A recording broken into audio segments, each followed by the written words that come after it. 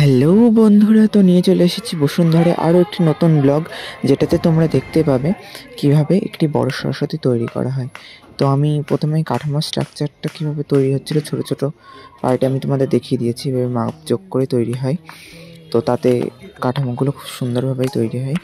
এরপরে আমি একটি সেম মডেলেরই একটি ছোটো কাঠামো তোমাদের ভিডিও দেখিয়ে দিলাম কাঠামোটা কীভাবে তৈরি হয়।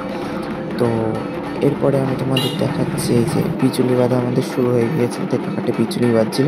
আমি ছোট ছোট ক্লিপে সেটাকে ক্যামেরা বন্দি করেছি। আর এই ছবিটিকে দেখেই ঠাকুরটি তৈরি হচ্ছিল, যেটি একটি লক্ষ্মী প্রতিমা, সেটাকে দেখে সরস্বতী প্রতিমার মতন তৈরি করা হচ্ছিল। এবং এখানে বিচুলির উপর মাটি দিয়ে লেপে সেটাকে কাঠামোয় লাগিয়ে নেওয়া হচ্ছিল, যাতে স্ট্রাকচারগুলো খুব সুন্দরভাবে ফুটে ওঠে। তো তোমরা যারা চ্যানেলে নতুন এসেছো তারা অবশ্যই সাবস্ক্রাইব করে পাশে থাকা বেল আইকনটি অবশ্যই প্রেস করবে এবং লাইক কমেন্ট শেয়ার অবশ্যই করবে।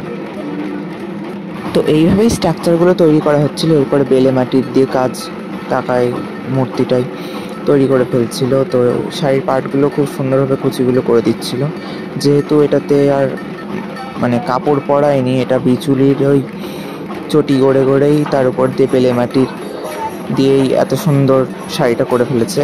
তো আমি এটা তোমাদের সেকেন্ড পার্টটাও দেখাবো যে কীভাবে এটার উপর নকশা এবং রঙগুলো করা হলো। তো এই যে এই ছবিটার থেকে এইভাবেই তৈরি হচ্ছিল। তো ঠাকুরটা বেশ অনেকটাই লম্বাই হয়েছিল এবং সুন্দরও হয়েছে। কাকাটা বারবার কুচিগুলো যাতে একদম ঠিকঠাকভাবে হয় সেটার দিকেই নজর রাখছিল।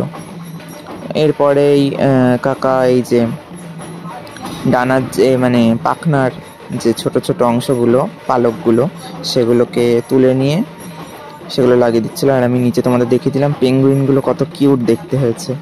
তো পেঙ্গুইনগুলো খুব সুন্দর। আর এই যে এইভাবে ছাঁচের থেকে ছোট ছোট অংশে তুলে নিচ্ছিল।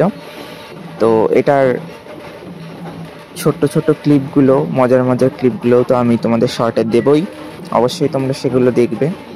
এবং এইভাবে ন্যাকড়া দিয়ে এখানে আটকে দিচ্ছিল। তো তোমরা যাদের নতুন নতুন ভিডিও যেগুলো আসছে সেগুলোতে তোমরা অবশ্যই পাশে থাকবে, লাইক কমেন্ট এবং শেয়ার করবে।